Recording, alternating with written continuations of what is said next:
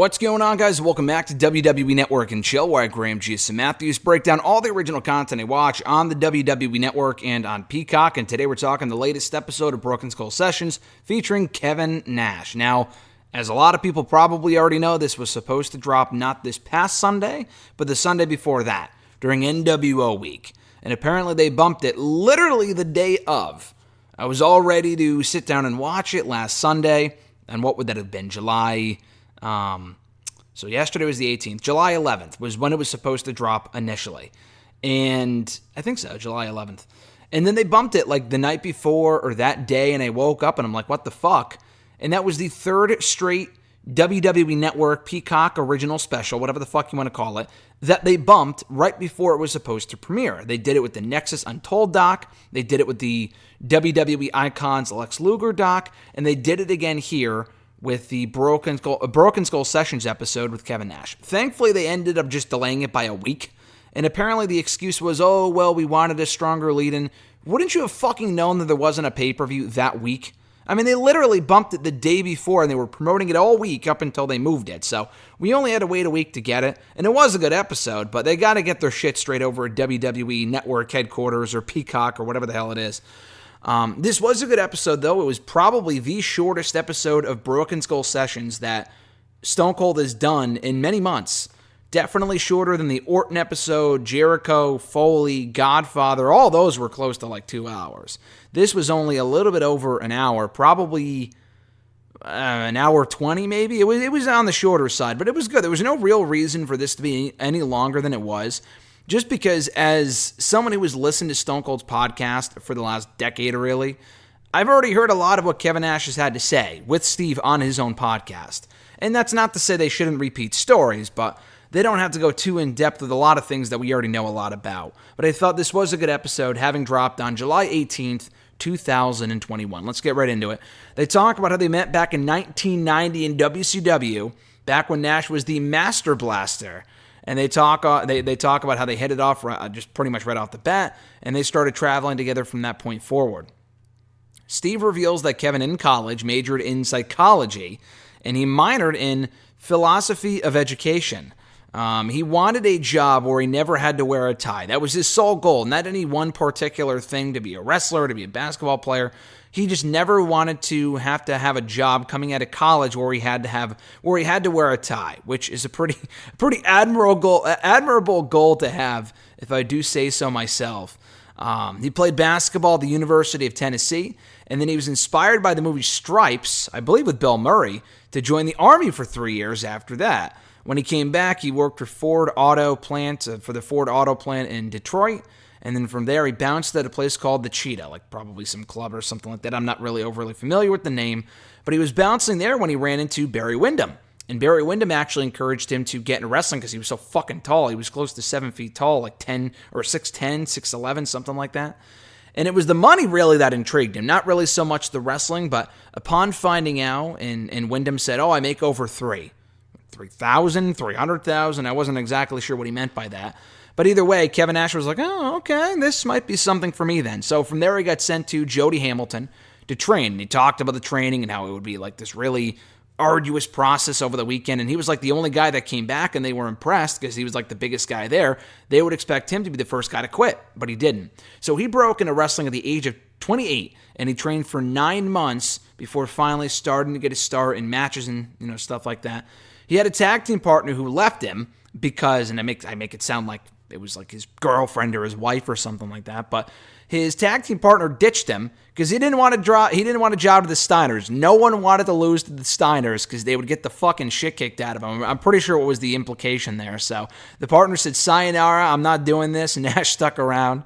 And really his only goal starting out in wrestling was that he wanted someone's respect. He just wanted respect from somebody.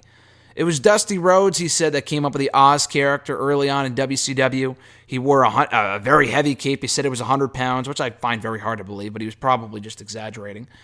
And Dusty sold it to him under the premise that it would be similar to the movie Tron.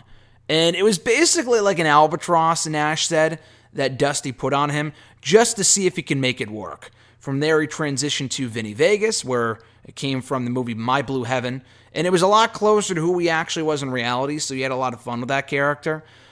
He was very close with both Steve Austin and Brian Pillman because they were always very honest with him. And it was Shawn Michaels, as we learned in the Untold episode a couple of months ago on Nash and Shawn Michaels, that it was Michaels who pitched Nash to come to WWE to work as his bodyguard while he was doing the whole Vinny Vegas character. So in between this whole thing, they kind of share a travel story, do Steve and Kevin, about Chattanooga, and they talk about his WCW release. Essentially, Ole Anderson signed his release without even looking up. He never really thought it was a big deal. And then literally the next day, he got home to a call from WWE, who flew him out the next night to a house show that they wanted him to work. So he started working for WWE pretty much immediately, and he was paired with Shawn Michaels right off the bat. He recalls meeting Vince McMahon for the first time at the McMansion, at the McMahon house, and him just being so intimidated right off the bat. He was the type of guy that just did whatever was asked of him. That was the type of worker that he was. Never really went into business for himself, especially early on in his career, starting out in WWE. He talks about meeting Shawn Michaels for the first time, and again, they kind of retell the same story that they shared on the Untold episode earlier this year. But he said that he was shocked by his voice, having heard it for the first time, hearing that it was a lot deeper than he thought it would be, from this guy of that stature of Shawn Michaels. He called him self-loathing at the time, not himself, but rather Shawn Michaels. And he knew that Shawn was using him to be the best and was using Kevin Nash, or Diesel at that time as he became known as. He was using him for heat. He knew that if he had Kevin Nash's size, the guy would be making $10 million, but he didn't. He knew he was the best. He carried himself like a star, and he knew he was special, but he just had to have that extra guy, that guy kind of behind him, that extra something to take him to that next level, and Kevin Nash was that for him. He was that guy for Shawn Michaels. So he tells this great story about having to drop the Intercontinental Championship to Razor Ramon, I believe, on a European tour while they were in Austria, and he got drunk. So he got drunk, he dropped the championship to Razor, I believe. Fucking terrible match. Awful match. And Tony Gurria told him, who was working in the offices at that time, hey, we're going to switch your flight from Atlanta to Vince's house. And he's like, oh shit. He thought he was getting fired because of what just happened. He's like, that match was so bad, they're going to fire me in person. But instead, Vince brought him out there to ask him. And again, he retells the whole conversation, which is just great. I love the Vince impression. He goes, yeah, I'm thinking about putting the title on you, pal. And my Vince impression is terrible. And then Kevin is like, well, I just was the IC champion. And Vince is like, no, we're thinking about putting the WWE title on you. He's like, oh shit. So, and not only just put the WWE Championship on him, but put the title on him in a way where it would make him a star right off the bat at Madison Square Garden, squashing Bob Backlund. And they wanted to do it because they thought it would boost attendance, because nothing ever really happened to the house shows, and nothing ever really still does happen to the house shows. But if you could do something like that where it sends the message that anything can happen at a house show, then people might be more inclined to buy tickets. And Nash, after having this conversation with Vince, isn't going to tell this to him, but he didn't know if he was ready. He didn't know if he was ready at that point. But he worked with Backlund, and he won the championship at MSG at 8 seconds. They rewatch it. This is what popped me in this entire hour-plus conversation. This made me fucking laugh. So he was talking about how after he won the championship, after not knowing whether he was actually ready for that spot or not, didn't matter, he was crowned champion anyway. He was working a lot with King Kong Bundy, who he couldn't do his moves on, so that wasn't really a great pairing. And then he also worked a lot with Bob Backlund, who he actually beat for the championship to begin with. He didn't like working with Backlund. He compared it to oil and sand, because Backlund wanted to do a sunset flip in every match that they did. And it wasn't Backlund who wanted to do a sunset flip. He wanted Diesel to do a sunset flip in all of their matches. And Steve hears this, he goes, he wanted you to do a sunset flip? And then Kevin Nash continues, he goes, yeah, and I did one night, and I walked to the back, and Taker just pins me up against the wall and says, if you do that one more time, I will fucking run down to the ring myself and make sure you never do it again, or something along those lines. And I died. That was a great story. Absolutely, by no means should someone of that size, of Diesel's stature, be doing a sunset flip in every match, no less, but especially at all. It was just one that kind of pushed Taker over the edge. I thought that was great. Oh man, that was funny. So yeah, house show attendance was down. They did the title change to boost that by doing the shock title change and making people think that anything can happen to the house shows. They share a story, Kevin and Steve, about staying in cheap hotels, and that's what they've always had in common. So they also tell another story about them and like Brian Pillman driving on the back roads at 100 fucking miles an hour in the dark, turning their lights off. Why, I don't know. They could have gotten fucking killed, but they laugh about it now, so I guess no one got hurt, which is good. They rewatched the match between Nash, or Diesel rather at that time, between Diesel and Undertaker from WrestleMania 12, which was a very good match. And honestly, I thoroughly enjoyed it. Honestly, I thought it was one of the better Diesel matches I saw in WWE. And Nash reveals here that Taker actually got served his divorce papers by his first wife that same day. So Taker was completely out of it. He told Nash, hey, you call most of the match. I'm out of here. Like, I'm done. And not like leaving, but like I'm not mentally here. So Nash called most of the match himself, and he already knew he was on his way out. And the match was still very good. I thoroughly enjoyed that match. So he was working a lot with Taker before he left, right before Mania. And then actually working those matches, the casket matches with Taker, almost changed his mind about leaving for WCW. And he still left anyway, obviously. And he had to give a 90-day notice. And he would have stayed, he said, had Vince matched his offer that WCW was offering him, and they couldn't, so he still left. He probably still would have stayed, he said, had Bret Hart wanted to do business. Hart did not want to repay the favor for Nash. So basically what happened was, Taker was in a match with Bret. Nash interfered to help Bret win and cost Taker the match. They were going to reverse the roles here and have Taker interfere in a match with Bret and Diesel and have Bret win after costing Diesel the win. Diesel was going to have Bret beat until Taker came in. Kind of reversed the roles. Bret didn't want to do it, and Vince had Bret's backing on this. And honestly, it's not a terrible idea. They couldn't make Bret out to be this weak-ass champion. I mean, he was going into the big... This was fucking 96. This was not 97 when he turned heel. They couldn't be making Bret to be this weak champion. So he honestly had a good point there. Nash didn't really see it. That pissed him off. He went to WCW. He would never say a bad word about Bret Hart, he says, and that he thought Bret made him look great. They replay the curtain call. He said they got caught up in the moment. And the only real takeaway he has from the curtain call, was that he was mad that Shawn Michaels, after he and Razor left, that Shawn let Triple H get punished and he took no heat for it himself. They rewatches Kevin Nash's, I was going to say debut in WCW, but it was more so his return to the company after being away for a few years. And he buried a lot of people in promos because they had no directions. Again, like I said earlier, he was the type of person that would be like, hey, tell me what to say, tell me what to do, and I'll do it. He had no direction over in WCW, so they just kind of shot on people. They just started shooting and burying people and shit like that. And everyone else was jealous of he and Razor because they didn't have guaranteed money. Everyone else did. So they kind of took the heat in that respect. He talks about West Coast rap. He talks about the aluminum baseball bats angle right before Bash at the Beach in 96. Bischoff told him on a flight or something like that, oh, I can't wait to put Vince out of business. And he said, listen, dude, you can never put Vince out of business, especially with the implication that two WWF guys are better than your entire roster. If two of us are getting cheered louder than 100 of your WCW guys, that's not good. And he said that he knew it was all over for WCW after WrestleMania 14 because no one can beat WWE's production team. He said that himself. So they rewatched the NWO debut at Bash at the Beach 1996. They talk about Hogan, like the weird way that he covered Savage in the ring. He knew that he would be wealthy with $3 million. That to him was wealthy, having $3 million. And Rick Rude actually was the one who took him under his wing.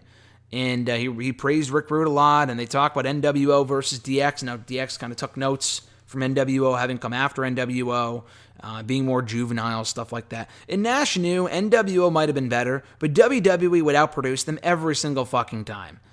And they actually talked about the DX incident, or the angle, in Norfolk, West Virginia, I think, when DX invaded, and they couldn't be let inside. Nash was pissed they didn't get let inside because he thought everyone would be watching Nitro if DX invaded the ring. And he was fucking pissed they didn't open the doors for him, which was hilarious. They rewatched Nash against Goldberg from Starrcade 1998, where the crowd popped for the win. He's like, oh, if everyone hated it, why did the whole crowd pop? And he said, listen, if I was booking, I would have won again and again. I would have never done the dumb finger poke of doom. So he denies booking at that time a lot like he did in the Untold special on Goldberg's streak late last year. They talk about the Monday Night War, and he told Eric at the time, listen, one day, not if, but when you're working for Vince McMahon, you're going to be proud that you were able to beat him knowing how great their production company is, or production team is. with how big of a machine that is, you're going to be happy that you had any semblance of superiority over them at all, if only for a short period of time, if only for a year or so. He says that he's good friends with Eric Bischoff today, and he said that all the money that WCW made off their pay-per-views, which was like their bread and butter, it all went to Turner and not WCW, which is part of the reason why it went down, in addition to a lot of other shit, but he revealed that here. He said that he never had the creative control that Hogan did. In his words, he never had that creative control, and he didn't care. He got asked to book. He did book. The only reason he did the booking was because they would pay him more, $500,000 more. Hogan never approved of whatever he was involved in, and so it was a fucking headache for Nash every fucking week. So he was so happy when they brought in Russo to take that role from him. We talked the return to WWE and how Vince cut that whole, I'm going to kill my creation, the whole NWO shit, and how they cut that promo before they even agreed to bring Nash back to the company. They asked him about it. He said, no, I'm not interested. And he knew they would be coming calling the next day asking for him to come back with more money. Or he knew that there would be a FedEx in the mail or whatever with more money in it. And sure enough, that's exactly what happened.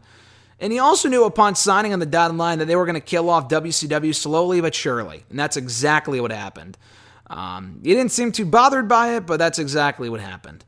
He talked about the TNA run. I'm very glad they brought that up. He said he always wanted to wrestle with gray hair, and Vince just never liked it. He talked about the Hall of Fame induction that he had, where he had, I don't know if he had gray hair at the time, or I don't think he did, but Vince was like, hey, there's still time to dye your hair back black. Vince is not a gray hair type of guy, I guess, on TV. But anyway, he said he wanted to model himself after Sam Elliott in Roadhouse, and he praises the TNA roster at that point, from Angle to Booker to Styles to Joe to Kazarian, all these other fucking people. And how that the mismanagement of TNA was what did him in after Steve asks him about it. And he makes a great fucking point. There were never any ads for TNA on Spike TV. All you would ever hear about, especially during TNA itself, were all the ads for MMA and all this other shit. They didn't give a fuck about TNA. That's exactly what happened. They ended up doing like a 2.5 with the Main Event Mafia. It was a huge number for them, and it never really led anywhere. He tells this great story about how I would get brought into a 6-man tag, go to the DoubleTree, have 2 burgers, and get paid $15,000, which is such a fucking Kevin Nash thing to say. I thought that was great.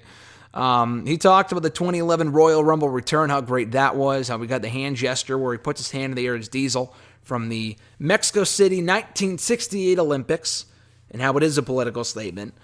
He talks about the Hall of Fame induction and how great of a moment it was, and how, walking down the ring at WrestleMania 31 with the rest of the NWO, how it felt like he knew that was the last time he was going to be in front of 80,000 people, at least until WrestleMania 37 when they came out for the NWO induction over Mania weekend at Mania itself.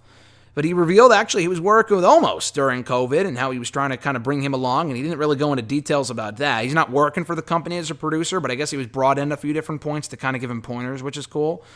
He talks about starring in a movie with Channing Tatum and how that's due out at some point. I think Joe Manganiello as well. I saw him in the image they showed on the screen. And he talks about how we never really had a proper send-off match. I mean, Austin kind of did, even without knowing it. I mean, he knew it, but no one else did. He himself, Nash, never really had a proper send-off match, but he doesn't feel cheated by that, and he has no regrets. So a good episode of Broken Skull Sessions here with Steve and Kevin Nash. Again, not the greatest episode. It was enjoyable, not too long. I thought it was perfect for what it needed to be. And it is well worth the hour and 20 minutes or however long it is. So hopefully the next time they advertise a Broken Skull Sessions, they will put it up on the fucking day they advertise it. Not a week later, not a month later, or shelve it completely, which seems to be the case for a lot of these WWE documentaries. But good stuff here. Thank you guys for checking it out. Be sure to like this video, drop a comment, share the video, and subscribe to the channel for more daily content. Have an awesome one, guys. I'm Graham G.S. Matthews. Enjoy the rest of your week, and I'll catch your ass down the road.